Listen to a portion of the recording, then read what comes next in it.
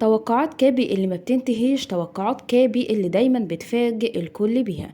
كابي توقعت مفاجأة جديدة في بداية 2026 وتحديدا مع 1/1/2026.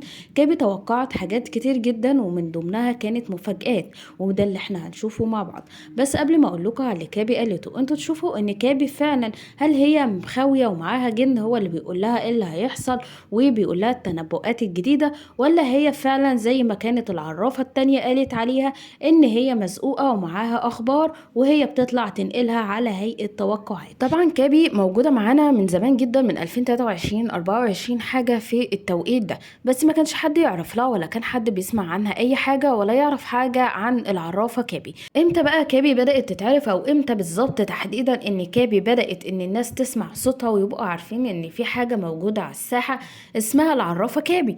ومش بس كده، ده بدأوا كمان ناس بتؤمن بيها وبيدخلوا لها لايفاتها على ابلكيشن التيك توك ويسألوها يا كابي قولي لنا فعلا احنا هنعمل ايه في السنة الجديدة في 2026 او في نهاية 2025؟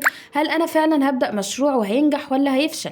طب ادخل المشروع ولا ما ادخلوش؟ طب اتجوز فلان ولا علان؟ وبدأوا ان هما يطلبوا منها ان هي تتوقع لهم حاجات غريبة هتحصل في حياتها، والناس بدأت تصدق كلامها. وفي اللي بيدخل يقول لها فعلا انت توقعتي لي وتنبأتي لي بحاجات، وفعلا الحاجات ديت بدأت تحصل. مين هي كابي اصلا؟ كابي دي اصلا كانت موجودة معانا على الساحة، وكانت موجودة وبتقدر ان هي تتنبأ حاجات، وده يعني حسب السيرش اللي احنا عملناه ان هي كانت بتتنبأ حاجات، بس ما كانش حد يسمع عنها حاجة، ما كانتش واخدة ضجة زي دلوقتي.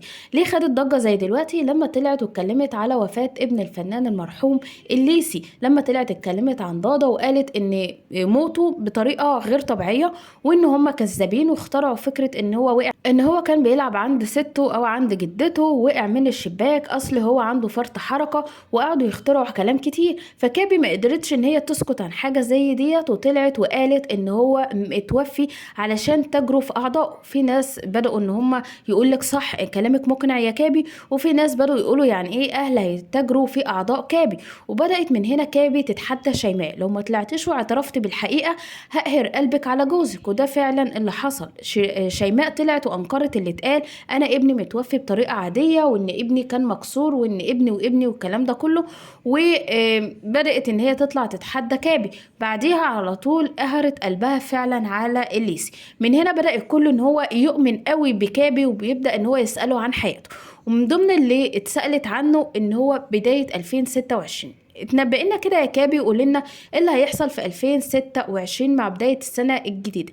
بدأت كابي ان هي تقول ان هيحصل حاجات كتير جدا وانتوا هتتفاجئوا منها، في خير جاي، في فلوس كتير جاية، اللي عنده ديون هتتسدد، ومش بس كده اي حد معمول له سحر هيتفك. ومش بس كده، قالت ان من 2026 ما عادش في حاجة اسمها ولادة قيصري، بقى كله هيولد طبيعي. وكمان قالت ان 2026 هتبقى سنة الخير على الكل، كل الناس هتشوف فلوس كتير. انا شايفاها ورد ورد ورد ورد كتير جدا، والورد ده معناه ان في فلوس داخله لكل الناس، كل الناس هتختني، كل الناس هتبقى معاها فلوس بشكل كبير جدا. وكانت بتاكد على كميه الفلوس اللي هتيجي لكلنا كلنا. يعني هي بتقول حرفيا ان ما عادش في حاجه اسمها هيبقى فقر، ما عادش حد هيبقى محتاج فلوس، ما عادش حد هيبقى عليه ديون، ما عادش حد هيستلف، ما عادش حد هيعمل قروض، ما عادش حد هيعمل اي حاجه من دي، لان في فلوس كتير جايه لكم وهتبقوا مرتاحين نفسيا وماديا، والاسحار كلها هتتفك.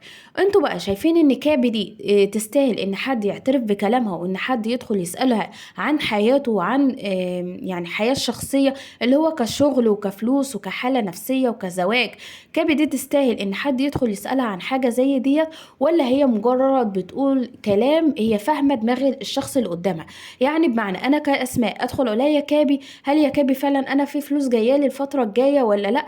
فهي عايزاني، هي عارفه ان انا عايزه اسمع كلمه فبتريحني وتقول لي كلمه انتوا فاهميني، اللي هي هتقول لكم في فلوس كتير داخله لكم، ولا هي فعلا مخاويه، ولا هي مزقوقه علينا من حد ما علشان توصل لنا معلومات مهمه عن طريق تنبؤات، وان هي بتتنبأ بالمستقبل، وان هي بتتنبأ بالغيب. في الاول وفي الاخر ما يعرف الغيب الا الله. اشوف كومنتاتكم واشوفكم في فيديو جديد. في امان الله، مع السلامه.